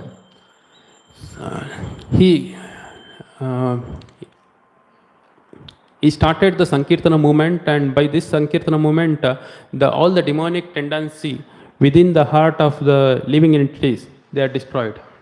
ಅವರು ಸಂಕೀರ್ತನ ಆಂದೋಲನ ಯಜ್ಞವನ್ನು ಪ್ರಾರಂಭ ಮಾಡಿದ್ರು. ಇಂಥ ಸಂಕೀರ್ತನ ಆಂದೋಲನದಿಂದ ಒಬ್ಬರ ಹೃದಯದಲ್ಲಿ ಏನೆಲ್ಲ ಒಂದು ದ್ವೇಷ ಮತ್ತು ಎಲ್ಲ ಕಲ್ಮಶಗಳಿದೆ ಅದೆಲ್ಲ ನಿವಾರಣೆ ಆಗುತ್ತೆ. Okay. So in this same way, we see even in Dwapar Yuga and many other yugas, so there are so many kings who have lived a very pious life and according to dharmic principles, and they have enjoyed the complete benefit. ನಾವು ತ್ರೇತಾಯುಗ ಮತ್ತು ದ್ವಾಪರಯುಗದಲ್ಲಿ ಆದಿಯಲ್ಲಿ ನೋಡಿದಾಗ ಸಾಕಷ್ಟು ಜನ ರಾಜರು ರಾಜರ್ಷಿಗಳು ಧಾರ್ಮಿಕವಾಗಿ ತಮ್ಮ ರಾಜ್ಯಭಾರವನ್ನು ನಡೆಸಿ ಯಾಗಯಜ್ಞಾದಿಗಳಿಂದ ಅವರು ತಮ್ಮ ರಾಜ್ಯಭಾರವನ್ನು ನಡೆಸ್ತಾ ಇದ್ದಾಗ ಎಲ್ಲ ಸಮೃದ್ಧಿಯನ್ನು ಅನುಭವಿಸಿದಂಥ ಕಾಲವನ್ನು ಸಹ ನಾವು ನೋಡಿದ್ದೀವಿ. So it is mentioned in the 9th canto of Bhagavatam.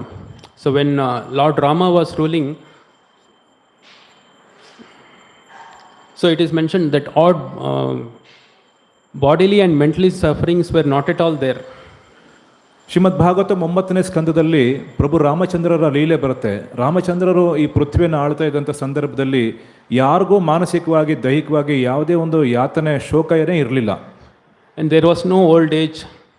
ಅಲ್ಲಿ ಯಾರಿಗೂ ವಯಸ್ಸಾಗ್ತಾ ಇರಲಿಲ್ಲ. There was no lamentation, distress, fear. ಅಲ್ಲಿ ಯಾರಿಗೂ ಭಯ ಇಲ್ಲ, ಕ್ಷೋಭೆ ಇಲ್ಲ, ಆತಂಕ ಇಲ್ಲ. And fatigue was completely absent. ಯಾವುದೇ ರೀತಿಯಾದಂತಹ ಈ ದುಷ್ಟತನ ಸಹ ಅಲ್ಲಿ ಸಂಪೂರ್ಣವಾಗಿ ಇರಲಿಲ್ಲ. And there was not even death to person who didn't want it. ಯಾರಿಗೆ ಸಾಯೋಕ್ಕೆ ಇಚ್ಛೆ ಇಲ್ವೋ ಅವ್ರಿಗೆ ಸಾವೇ ಬರ್ತಾ ಇರಲಿಲ್ಲ. So Prabhupada mentioned that whenever there is a decline in religion, then all these problems starts, the bodily problem, the distress, the anxiety, and the problem of birth, death, old age. ಯಾವಾಗ ಈ ಧರ್ಮ ಅಧರ್ಮ ಹೆಚ್ಚಾಗುತ್ತೆ ಆ ಸಂದರ್ಭದಲ್ಲಿ ಮಾತ್ರನೇ ಈ ಎಲ್ಲ ಈ ಶಾರೀರಿಕವಾಗಿ ಮಾನಸಿಕವಾಗಿ ಬರುವಂತಹ ಎಲ್ಲ ತೊಂದರೆಗಳು ಉದ್ಭವ ಆಗುತ್ತೆ ಅಂತ ಹೇಳ್ತಾರೆ. So similarly we see in the case of Prithu Maharaj, when Prithu Maharaj was ruling the kingdom, so the mother earth used to produce the grains in complete opulence. Prithu ಮಹಾರಾಜರ ಲೀಲೆಯಲ್ಲಿ ನೋಡಿದಾಗ ಪೃಥು ಮಹಾರಾಜ್ ಯಾವಾಗ ರಾಜ್ಯವನ್ನು ಆಳ್ತಾ ಇದ್ರು ಆಗ ಭೂಮಿ ಸಾಕಷ್ಟು ಸಮೃದ್ಧಿಯಿಂದ ಎಲ್ಲ ಆಹಾರ ಧಾನ್ಯಗಳನ್ನು ಫಲಗಳನ್ನು ಉತ್ಪತ್ತಿ ಮಾಡಿ ಜನಗಳಿಗೆ ಕೊಡ್ತಾ ಇದ್ರು. So similarly great kings like Rukumangada. So since today is Ekadashi, so one of the most popular stories when we see about Ekadashi, it is about Rukumangada and Bhakta Ambrish. ಇವತ್ತು ಏಕಾದಶಿ ಇದೆ.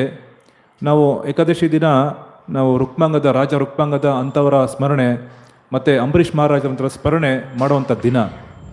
So it is told that when Rukumangada was ruling, then there was no one going to the hellish kingdom itself, because everybody he had ordered that everybody should follow the Ekadashi and nobody should drink even water, and because of that the Naraka Loka was completely empty. ರಾಜ ರುಕ್ಮಾಂಗದ ಈ ಪೃಥ್ವಿಯನ್ನು ಆಳ್ತಾ ಇದ್ದಾಗ ಏಕಾದಶಿಯ ವ್ರತವನ್ನು ಸಂಪೂರ್ಣವಾಗಿ ಕಟ್ಟುನಿಟ್ಟಾಗಿ ಪಾಲನೆ ಮಾಡುವ ಹಾಗೆ ತಮ್ಮ ಪ್ರಜೆಗಳಿಗೆ ಅವರು ಹೇಳ್ತಾ ಇದ್ರು.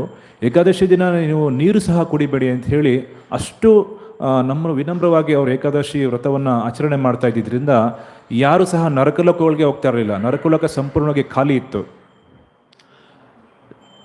So it is a long past time, but when the situation happens that he had to kill his son in order to break the Ekadashi fast, he chooses to continue with the fast over killing the son.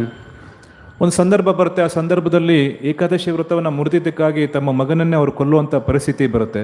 ಇಷ್ಟೆಲ್ಲ ಆದರೂ ಸಹ ಅವರು ಏಕಾದಶಿ ವ್ರತದ ಮೇಲೆ ಸಂಪೂರ್ಣವಾದಂಥ ನಿಷ್ಠೆಯನ್ನು ಇಟ್ಟಿದ್ರು. So in this way the Lord becomes pleased by the devotees, and even the subjects, they are also benefited by this act. ಒಟ್ಟಾರೆ ನೋಡಿದಾಗ ಭಗವಂತ ಯಾರು ನಿಷ್ಠೆಯಿಂದ ತಮ್ಮ ಭಕ್ತಿಯನ್ನು ಮಾಡ್ತಾರೋ ಅವರಿಂದ ಸಂತೃಪ್ತರಾಗಿದ್ದರು. So similarly, one more king we can think is about Kulshekar Alvar. So when Kulshekar Alvar was ruling, so he was completely following the rules of the Lord, and he was completely devoted, and when he was completely devoted to the Brahmanas. ಮತ್ತು ಇತಿಹಾಸದಲ್ಲಿ ನೋಡಿದಾಗ ರಾಜ ಕುಲಶೇಖರ ಆಳ್ವಾರ್ ಅಂತ ಒಬ್ಬರು ರಾಜ, ಅವರು ಸಹ ರಾಜ್ಯಭಾರ ಮಾಡ್ತಾ ಇದ್ದಾಗ ಸಂಪೂರ್ಣವಾಗಿ ಧರ್ಮನಿಷ್ಠೆಯಿಂದ ರಾಜ್ಯವನ್ನು ಆಳ್ತಾ ಇದ್ರು.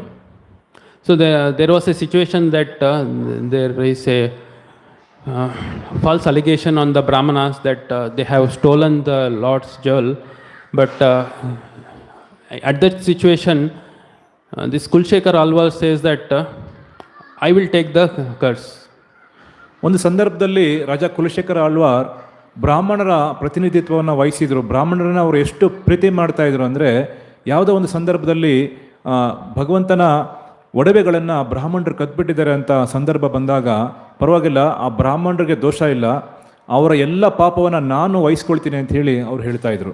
So he tells his soldiers, he tells his senapatis that you bring a pot filled with the poisonous snakes. ಆಗ ಅವ್ರು ಹೇಳ್ತಾರೆ, ನನಗೆ ಶಿಕ್ಷೆ ಆಗಬೇಕು ಅಂತ ಹೇಳಿ ಅವರ ಸೈನಿಕರಿಗೆ ಅವರು ಆಜ್ಞೆ ಮಾಡ್ತಾರೆ, ಒಂದು ದೊಡ್ಡ ಕುಡದಲ್ಲಿ ಎಲ್ಲ ವಿಷಪೂರಿತವಾದಂತಹ ಹಾವುಗಳನ್ನು ತಗೊಂಡು ಬಂದು ನನ್ನ ಮುಂದೆ ಇಡಿ ಅಂತ ಹೇಳ್ತಾರೆ. So if they have committed any mistake, let this poisonous snake bit me, and he puts hand inside the pot. ಒಂದು ವೇಳೆ ಈ ಬ್ರಾಹ್ಮಣರು ದೋಷಪೂರಿತರೇ ಆಗಿದ್ರೆ, ಅವರ ಅಪರಾಧಿಗಳೇ ಆಗಿದ್ರೆ, ನಾನು ಈ ಹಾವುಗಳು ತುಂಬಿರುವಂಥ ಈ ಮಡಕೆ ಒಳಗಡೆ ಕೈ ಇಟ್ಟಾಗ ಅವು ನನ್ನ ಕಚ್ಚಬೇಕು ಅಂತ ಹೇಳಿ ಅವ್ರು ಹೇಳ್ತಾರೆ. So such was the great faith in the Lord, and obviously we know that nothing happened. The snakes did not bite him. So we see so much devoted kings during the earlier days. ಅದಾದ ನಂತರ ಅವರು ಆ ಮಡಕೆ ಒಳಗಡೆ, ಹಾವುಗಳು ತುಂಬಿರುವಂಥ ಮಡಕೆ ಒಳಗಡೆ ಕೈ ಇಟ್ಟಾಗ ಒಂದು ಹಾವು ಕೂಡ ಅವ್ರನ್ನ ಕಚ್ಚೋದಿಲ್ಲ, ಅಷ್ಟು ಅವರಲ್ಲಿ ನಿಷ್ಠೆ ಇತ್ತು. ಈ ರೀತಿ ನೋಡಿದಾಗ ಇತಿಹಾಸದಲ್ಲಿ ಸಾಕಷ್ಟು ಜನ ರಾಜರು ಧರ್ಮನಿಷ್ಠೆಯಿಂದ ರಾಜ್ಯವನ್ನು ಆಳಿದರು. So even till date, the king of Travancore, so they have fall under that hierarchy, and even till date, their earlier days what used to happen is they used to submit the report to the Lord.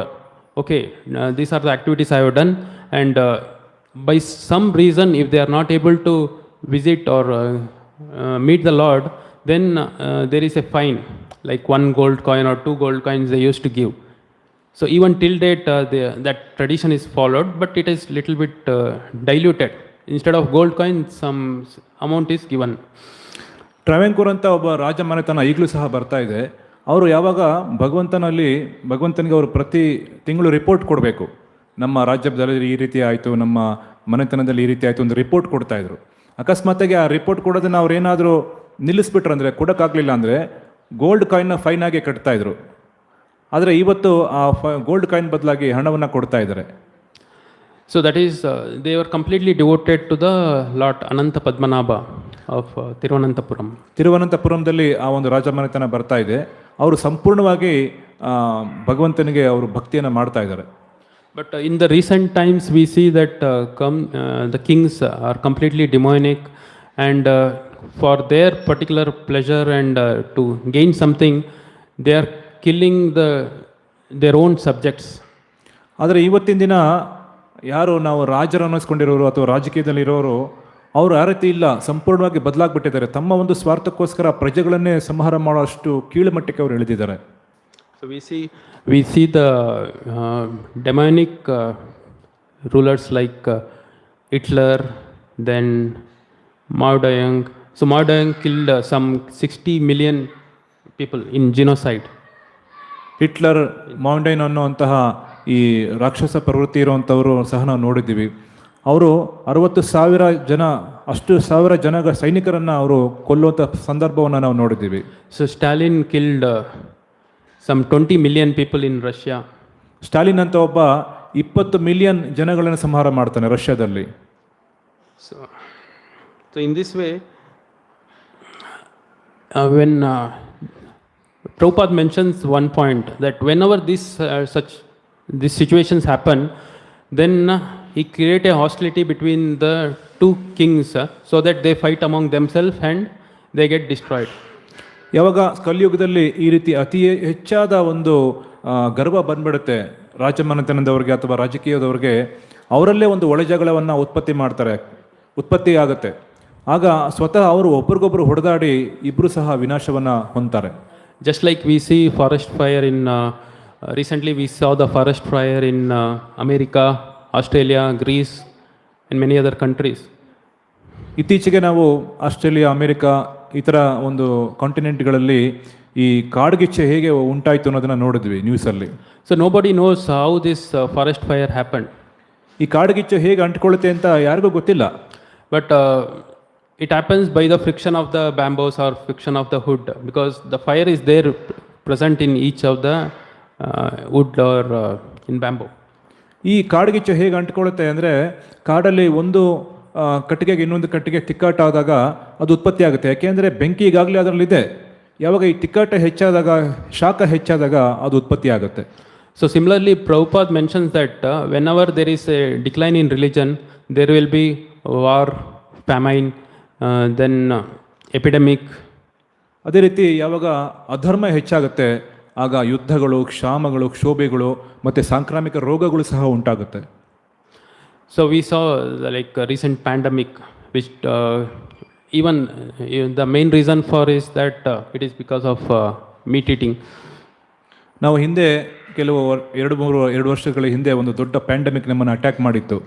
ಆ ಒಂದು ಪ್ಯಾಂಡಮಿಕಲ್ಲಿ ಸಾಕಷ್ಟು ಲಕ್ಷಾಂತರ ಜನ, ಕೋಟ್ಯಾಂತರ ಜನ ಸತ್ತು ಹೋದರು. ಇದಕ್ಕೆ ಏನು ಕಾರಣ ಅಂದರೆ, ಅತಿಯಾದಂತಹ ಮಾಂಸಾಹಾರದ ಒಂದು ಭಾವ ಜನಕ್ಕೆ ಬಂದಿರೋದ್ರಿಂದನೇ ಇದು ಆಗಿದೆ ಅಂತ ಪ್ರಿಡಿಕ್ಟ್ ಮಾಡಿದ್ದಾರೆ ಶಾಸ್ತ್ರದಲ್ಲಿ. So similarly, whenever the rulers are not ruling properly, so one of the indication is that at that particular place or that region there will be famine or flood. ಯಾವಾಗ ರಾಜ್ಯಾಡಳಿತ ನಡೆಸೋರು ಅವರಲ್ಲಿ ಅಷ್ಟು ನಿಷ್ಠೆ ಇಲ್ಲ, ಅಷ್ಟು ಭಗವಂತನ ಮೇಲೆ ಭಕ್ತಿ ಇಲ್ಲ ಅಂತ ಹೇಳಿದಾಗ ಅಲ್ಲಿ ಕ್ಷಾಮ, ಈ ಸಾಂಕ್ರಾಮಿಕ ರೋಗಗಳು, ಇವೆಲ್ಲ ಕ್ಷೋಭೆಗಳು ಉಂಟಾಗುತ್ತೆ. But when the king is ruling properly, then there will be rain at a particular place and proper time, proper amount at proper time. ಯಾವಾಗ ರಾಜ್ಯಾಡಳಿತ ನಡೆಸೋರು ಅವರು ಧರ್ಮನಿಷ್ಠರಾಗಿದ್ದಾಗ ಸಾಕಷ್ಟು ಸಮಯದಲ್ಲಿ, ಒಂದು ಒಳ್ಳೆ ಸಮಯದಲ್ಲಿ ಎಷ್ಟು ಬೇಕೋ ಅಷ್ಟು ಮಳೆ ಆಗುತ್ತೆ, ಆಹಾರ ಧಾನ್ಯಗಳು ಸಮೃದ್ಧಿಯಾಗಿ ಉತ್ಪತ್ತಿ ಆಗ್ತವೆ. So similarly, the people in general are affected because of these demonic kings.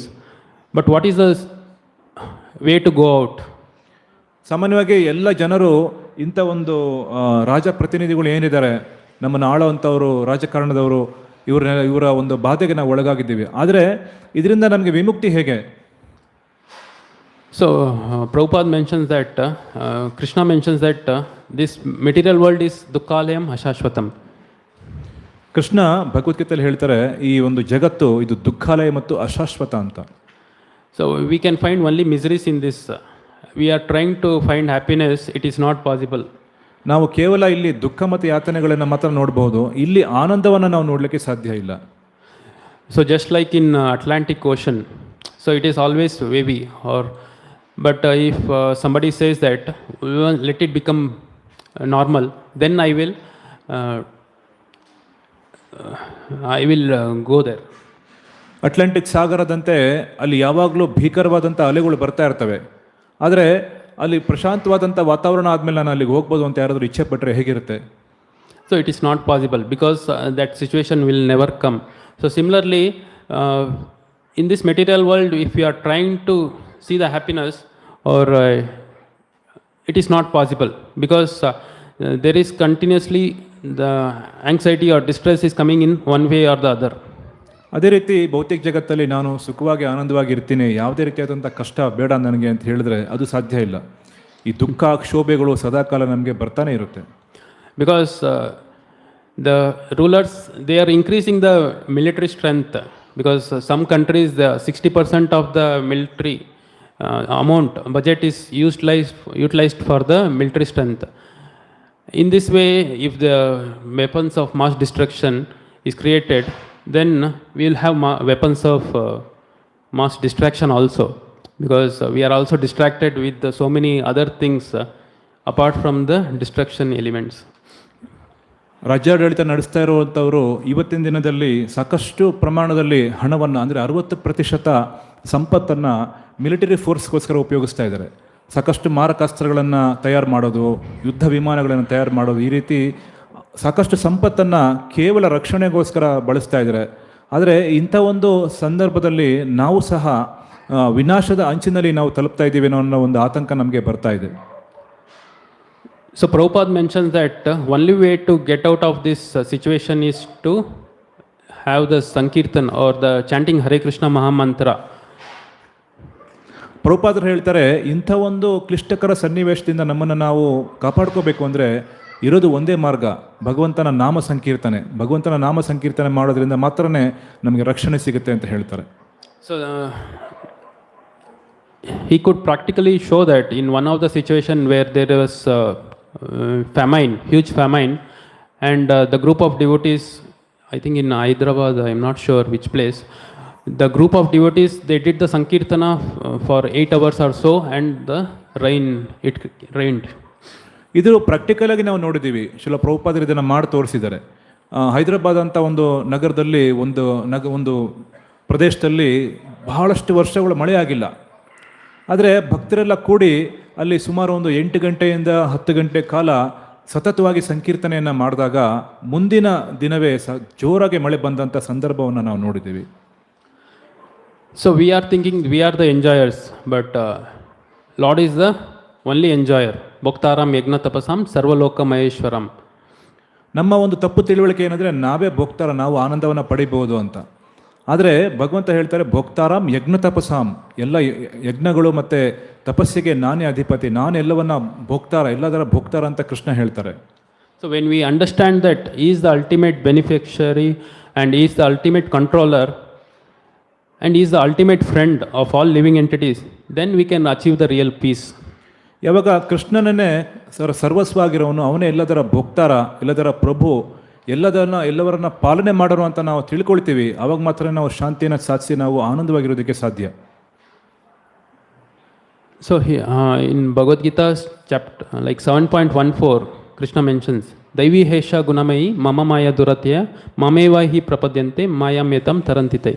So this energy of mine is difficult to overcome, but one who surrenders to me, they can easily overcome this. Bhagavad Gita 7ನೇ ಅಧ್ಯಾಯ 14ನೇ ಶ್ಲೋಕದಲ್ಲಿ ಕೃಷ್ಣ ಹೇಳ್ತಾರೆ, ದೈವಿಹೇಶ ಗುಣಮಯಿ ಮಮ ಮಾಯಾ ದುರತ್ಯಯ ಮಾಮೇವ ಹಿ ಪ್ರಪದ್ಯಂತೆ ಮಾಯಾಮೇತಾಂ ತರಂತಿತೆ. ಯಾರು ಈ ಭೌತಿಕವಾದಂತಹ ಈ ಮಾಯಾಶಕ್ತಿಯನ್ನು, ನನ್ನ ಮಾಯಾಶಕ್ತಿಯನ್ನು ದಾಟಿ ಹೋಗೋದು ಬಹಳ ಕಷ್ಟ, ಆದರೆ ನನಗೆ ಯಾರು ಶರಣಾಗತಿ ಆಗ್ತಾರೋ ಅವರು ಸುಲಭವಾಗಿ ಇದನ್ನು ದಾಟ್ಬೋದು ಅಂತ ಕೃಷ್ಣ ಅದರಲ್ಲಿ ಹೇಳ್ತಾರೆ. Although Maya is false, the background of Maya is Maheshwara. Mayam tu Prakritim Vijim, Mahinam tu Maheshwara. ಆದರೆ ಈ ಮಾಯೆಗೆ ಅಧಿಪತಿ ಆಗಿರೋರು ಕೃಷ್ಣ. ಯಾವಾಗ ಕೃಷ್ಣನಿಗೆ ನಾವು ಶರಣಾಗತಿ ಆಗ್ತೀವಿ, ಈ ಮಾಯೆಯಿಂದ ನಾವು ಸುಲಭವಾಗಿ ದಾಟಿ ಹೋಗ್ಬೋದು. So that's why we have to decide whether we want to be in the side of demons or we are to be in the side of the kings. We are to side in the side of devotees. ಅದರಿಂದ ನಾವು ನಿರ್ಧಾರ ಮಾಡಬೇಕು, ನಾವು ಭಕ್ತರ ಜೊತೆಗೆ ಇರಬೇಕಾ ಅಥವಾ ಅಧರ್ಮದ ಪಕ್ಷವನ್ನು ವಹಿಸ್ಬೇಕು ಅನ್ನೋದು ಆ ಒಂದು ಇಚ್ಛಾಶಕ್ತಿ ನಮಗಿದೆ. ಅದನ್ನು ನಾವು ಸರಿಯಾಗಿ ಆಯ್ಕೆ ಮಾಡ್ಕೋಬೇಕು. So when we are following the regulative principles and following the path of dharma, then we are moving from manushyattva to daivatva. Otherwise we will be moving to pashatva. ನಮ್ಮ ಧಾರ್ಮಿಕ ತತ್ವಗಳನ್ನು ಪಾಲನೆ ಮಾಡೋದ್ರಿಂದ ನಿಯಂತ್ರಕ ತತ್ವಗಳಾದಂಥ 4 ನಿಯಂತ್ರಕ ತತ್ವಗಳನ್ನು ಪಾಲನೆ ಮಾಡೋದ್ರಿಂದ ನಾವು ದೈವತ್ವದಲ್ಲಿ ಸಾತ್ವಿಕವಾಗಿ ನಾವು ಮುಂದೆ ಹೋಗ್ಬೋದು. ಆದರೆ ಯಾವಾಗ ಇದನ್ನು ಪಾಲನೆ ಮಾಡೋದಿಲ್ಲ, ಖಂಡಿತವಾಗ್ಲೂ ನಾವು ಅಧರ್ಮದ ಪಕ್ಷವನ್ನು ವಹಿಸ್ತಾ ಇದ್ದೀವಿ ಅಂತಲೇ ಅರ್ಥ. So that's why Prabhupada wanted that even the kings, there was a system like he wanted the kings to follow at least Ekadashi 2 times in a month. Then he want all the young boys and girls to marry at a early age. Then in that way. Can you repeat? Prabhupada wanted a system to be followed for the modern age. Like he wanted all the kings or rulers, they should follow our austerity of Ekadashi or fasting at least 2 times a month. ಶಿಲ ಪ್ರಭುಪಾದರು ಇಚ್ಛೆ ಪಡ್ತಾ ಇದ್ರು, ಯಾರು ರಾಜ್ಯಾಡಳಿತ ನಡೆಸ್ತಾ ಇದ್ರು ಕಡಿಮೆ ಅವರು ಏಕಾದಶಿ ವ್ರತವನ್ನು ಪಾಲನೆ ಮಾಡೋದು ಮತ್ತು 4 ನಿಯಂತ್ರಕ ತತ್ವಗಳನ್ನು ಪಾಲನೆ ಮಾಡೋದು, ಇದೆಲ್ಲ ಮಾಡಬೇಕು ಅಂತ ಹೇಳ್ತಾ ಇದ್ರು. ಯಂಗ್ ಜನ್ರೇಷನ್ ಇರೋರು ಸಹ ಈ ಒಂದು ನಿಯಮಗಳನ್ನು ಪಾಲನೆ ಮಾಡೋದ್ರಿಂದ ಅವರು ಶಾಂತವಾಗಿರ್ಬೋದು ಅಂತ ಶಿಲ ಪ್ರಭುಪಾದ ಇಚ್ಛೆ ಪಡ್ತಾ ಇದ್ರು.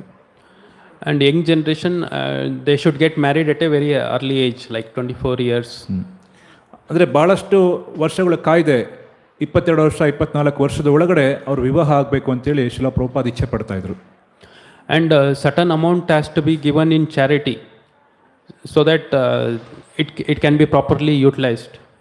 ಮತ್ತು ನಮ್ಮ ಆದಾಯದ ಕೆಲವಷ್ಟು ಭಾಗವನ್ನು ನಾವು ಧರ್ಮ ಕಾರ್ಯಗಳಲ್ಲಿ ವಿನಿಯೋಗ ಮಾಡಬೇಕು ಅಂತ ಹೇಳಿ ಶಿಲ ಪ್ರಭುಪಾದ ಯಾವಾಗಲೂ ಇಚ್ಛೆ ಪಡ್ತಾ ಇದ್ರು. So in this way he told that the complete religious or dharmic principles can be established even in this Kali Yuga. ಈ ರೀತಿ ಮಾಡೋದ್ರಿಂದ ಈ ಕಲಿಯುಗದಲ್ಲೂ ಸಹ ಎಲ್ಲ ರೀತಿಯಾದಂಥ ಧಾರ್ಮಿಕ ತತ್ವಗಳನ್ನು ನಾವು ಅನುಷ್ಠಾನ ಮಾಡ್ಬೋದು ಅಂತ ಹೇಳಿ ಶಿಲ ಪ್ರಭುಪಾದರು ಒಂದು ಭವ್ಯವಾದಂಥ ಯೋಜನೆಯನ್ನು ಕೊಟ್ಟಿದ್ರು. So even in Bhagavatam, Parikshit Maharaj, when he asks like this Kali Yuga, it is so much of faults, what is the remedy for that? ಭಾಗವತಂದಲ್ಲೂ ಸಹ ಹೇಳಿದ್ದಾರೆ, ಪರೀಕ್ಷಿತ್ ಮಹಾರಾಜ್ ನೋಡೋ ಪ್ರಕಾರ ಈ ಕಲಿಯುಗದಲ್ಲಿ ಬಹಳಷ್ಟು ಕ್ಷೋಭೆಗೆ ಒಳಗಾಗಿದ್ದಾರೆ ಜನ, ಅದಕ್ಕೇನು ಪರಿಹಾರ? Shukdev Goswami mentions that Kale Dosha Nidirajan Asteko Mahaguna Kirtana Eva Krishnasya Mukta Sangha Param Vrajet. So although this Kali Yuga, it is ocean of faults, but there is one good thing, that if one chants the holy name of Krishna, then he can achieve all perfection. ಕಲೇರ್ ದೋಷನಿದೆ Rajan ಅಸ್ತಿ ಏಕೋ ಮಹಾನ್ ಗುಣ. ಶುಕದೇವ್ ಗೋಸ್ವಾಮಿ ಹೇಳ್ತಾ ಇದ್ದಾರೆ, ಕಲಿಯುಗ ಅನ್ನೋದು ದೋಷಗಳ ಸಾಗರ ಅಂತ. ಆದರೆ ಇಂಥ ದೋಷಗಳ ಸಾಗರದಲ್ಲಿ ಕೂಡ ಒಂದು ಮಹಾನ್ ಗುಣ ಇದೆ, ಅಸ್ತಿ ಏಕೋ ಮಹಾನ್ ಗುಣ. ಅದೇನಪ್ಪ ಅಂದರೆ ಕೀರ್ತನಾದೇವ ಕೃಷ್ಣಸ್ಯ ಮುಕ್ತ ಸಂಘ ಪರಂ ರಜೇತ್. ಯಾರು ಕೃಷ್ಣನ ಸಂಕೀರ್ತನೆಯನ್ನು ಮಾಡ್ತಾರೆ ಅವರು ಎಲ್ಲ ಕ್ಷೋಭೆ ಬಾಧೆಗಳಿಂದ ಅವರು ಹೊರಗಡೆ ಬರ್ಬೋದು ಅಂತ ಹೇಳಿ ಶುಕದೇವ್ ಗೋಸ್ವಾಮಿ ಹೇಳ್ತಾ ಇದ್ದಾರೆ. So that's why therefore the only remedy for this Kali Yuga is we follow the dharma, that is we are following the 4 regulative principles, chanting the holy name, reading the Bhagavad Gita, Bhagavatam. In this way we can achieve all perfection.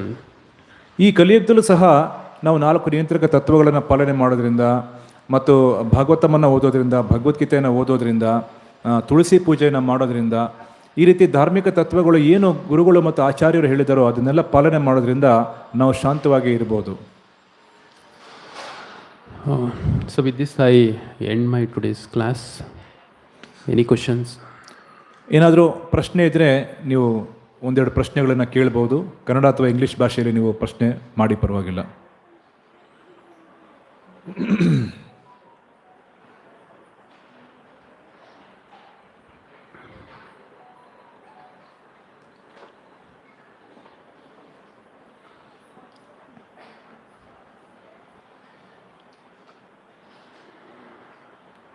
Any questions?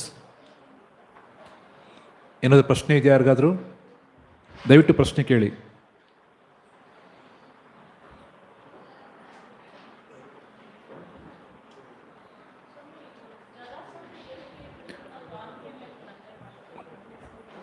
Mataji,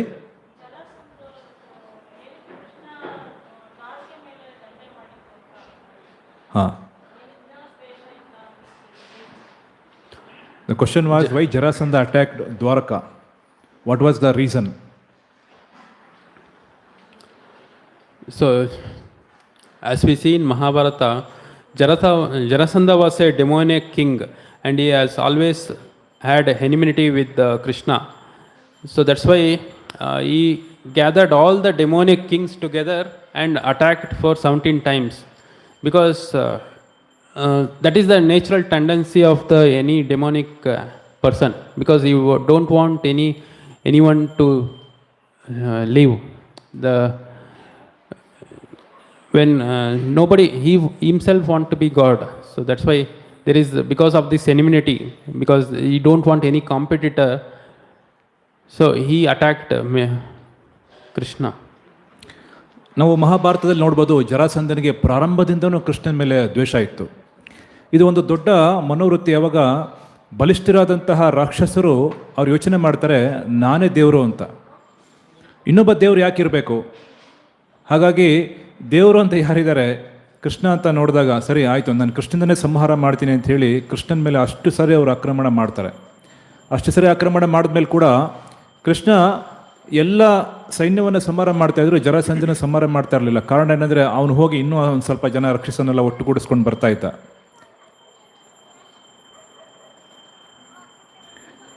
S.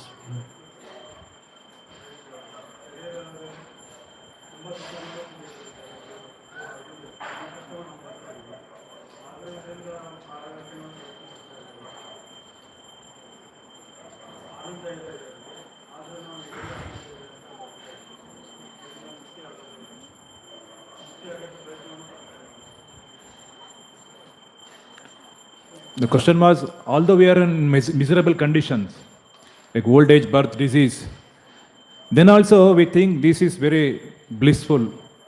How we can come out of this? That was the question. So we are thinking that the present situation is very blissful. So in one of the lectures of Gaurang Prabhu, he mentions, so there are two types of people. So one type who is completely under Maya, and one who is completely under the shelter of devotee, means Lord, completely under the shelter of the Lord, like pure bhaktas, Shuddha bhaktas. And in between there are devotees who are not neither here nor here there, means they are getting some material enjoyment, and also spiritually they are inclined. So it is like those who are completely in Maya, they think that okay, I am enjoying this, because he doesn't know about Krishna anything, and whatever the little pressure he gets, he thinks that itself is best. And one who are pure devotees, they are also thinking that they completely relish the supreme bliss in devotion to Krishna. And the people in middle, so they always are in danger, means they feel the anxiety. So one example is given, like during the exam, one who is completely prepared, he is not worried about the exam. But one who is not at all prepared, he is also not worried. But those who are preparing and they are not prepared completely, then they think they are always in anxiety. So the person who is completely prepared, he may go and disturb, saying that what this also you don't know, like that. But those who are in not prepared well, they think how I can do it well, whether I will pass or not. So that is our situation. ಭಾಳ ಒಳ್ಳೆ ಉತ್ತರ ಕೊಟ್ಟರು ಪ್ರಭುಗಳು. ನಾವು ಭೌತಿಕ ಜಗತ್ತಲ್ಲಿ ಇದ್ದೀವಿ, ಇಲ್ಲಿ ಎರಡು ರೀತಿಯ ಜನವನ್ನು ನಾವು ನೋಡ್ತೀವಿ. ಒಂದು ಸಂಪೂರ್ಣವಾಗಿ ಭಕ್ತರ ಆಶ್ರಯದಲ್ಲಿ, ಭಗವಂತನ ಆಶ್ರಯದಲ್ಲಿ ಧಾರ್ಮಿಕ ತತ್ವಗಳನ್ನು ಪಾಲನೆ ಮಾಡ್ತಾ ಸಂಪೂರ್ಣವಾಗಿ ಭಗವಂತನ ಆಶ್ರಯದಲ್ಲಿ ಇರೋರು, ಭಕ್ತಿ ಮಾಡ್ತಾ ಇರೋರು, ಶುದ್ಧ ಭಕ್ತರು. ಇನ್ನೊಂದು ಕಡೆ ಸಂಪೂರ್ಣವಾಗಿ ಮಾಯಾ ಜಗತ್ತಿಗೆ ಒಳಗಾಗಿ ಇಲ್ಲೇ ಆನಂದ ಇದೆ ಅಂತ ಆನಂದವನ್ನು ಅನುಭವಿಸ್ತಾ ಇರೋರು. ಆದರೆ ಕೆಲವರು ಇದ್ದಾರೆ ಇದರ ಮಧ್ಯದಲ್ಲಿ, ಈ ಕಡೆ ಭಕ್ತರ ಒಂದು ಆಶ್ರಯದಲ್ಲೂ ಸಂಪೂರ್ಣವಾಗಿ ಬರೋದಿಲ್ಲ, ಈ ಕಡೆ ಮಾಯೆ ಕಡೆಗೂ ಹೋಗೋದಿಲ್ಲ, ಮಧ್ಯದಲ್ಲಿ ಅವರು ವಿಚಾರ ಮಾಡ್ತಾ ಇರ್ತಾರೆ. ಇಲ್ಲಿ ನನಗೆ ಆನಂದ ಎಲ್ಲಿಂದ ಸಿಗುತ್ತೆ, ನನಗೆ ಮಾಯೆಯಿಂದ ಆನಂದ ಸಿಗ್ತಾ ಇದೆಯಾ ಅಥವಾ ಭಕ್ತಿಯಿಂದ ಆನಂದ ಸಿಗ್ತಾ ಇದೆಯಾ ಅಂತ. ಭಕ್ತಿಲಿ ಆನಂದ ಪಡೋರು ಯೋಚನೆ ಮಾಡ್ತಾರೆ, ನನಗೆ ಈ ಮಾಯಾ ಜಗತ್ತೇ ಬೇಡ, ನಾವು ಭಗವಂತನ ಆಶ್ರಯದಲ್ಲಿ ಬಹಳ ಆನಂದವಾಗಿದ್ದೀವಿ ಅಂತ ಯೋಚನೆ ಮಾಡ್ತಾರೆ. ಮಾಯಾ ಜಗತ್ತಲ್ಲಿರೋರು ನನಗೆ ಇಲ್ಲಿ ಬಹಳ ಆನಂದವಾಗಿದೆ ಅಂತ ಯೋಚನೆ ಮಾಡ್ತಾ ಇರ್ತಾರೆ. ಆದರೆ ಕ್ಷೋಭೆಗೊಳಗಾಗಿರೋ ಯಾರು ಮಧ್ಯದಲ್ಲಿರೋವಂಥವ್ರು. ಅದೇ ರೀತಿ ಒಂದು ಉದಾಹರಣೆ ಕೊಡೋದಾದರೆ,